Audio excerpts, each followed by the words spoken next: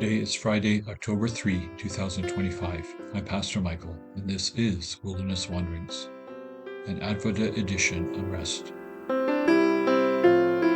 Our text comes from Hebrews 4. Let us, therefore, make every effort to enter that rest, so that no one will perish by following their example of disobedience. Hebrews 4, verse 11. Genesis 2 opens with the seventh day, where God rests, but not because he was tired. Instead, we get a picture of God finishing creation with a Sabbath that never ends. Sabbath is creation flourishing. This is illustrated in Israel's year of Jubilee, in which slaves were freed, debts were forgiven, and the land was restored to those God had gifted it to. A nation created to flourish in the lavish abundance of their God. God's desire for his creation to experience and enjoy the Sabbath is expressed by Jesus through his miracles. He provides an abundance of wine, of bread and fish. He heals, gives freedom from demons, and gives life to the dead. Many of these he performed on the Sabbath, giving rest to those bound by evil. Sin interfered with God's Sabbath in the beginning, continued to interfere throughout Israel's history, and still stains our own lives today. Sin destroys shalom. It brings death where life was intended.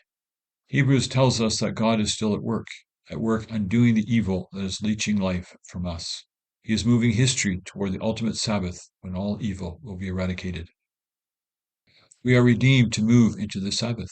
Our text says, "Let us therefore make every effort to enter that rest."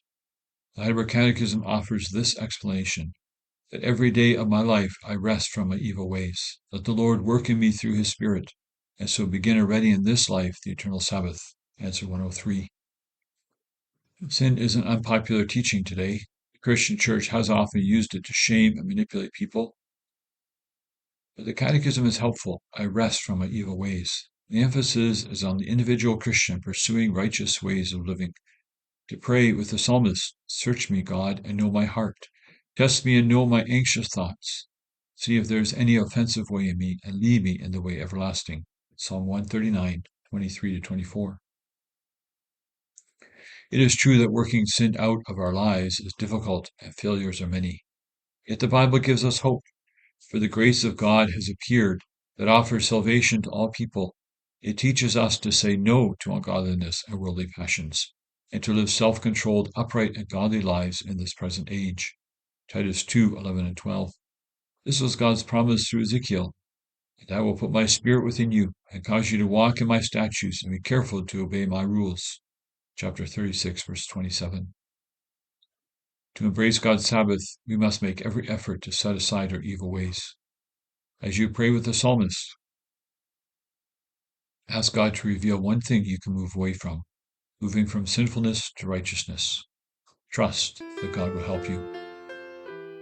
Go with this blessing. Go to Jesus, and he will give you rest. May the presence of God go with you and give you rest.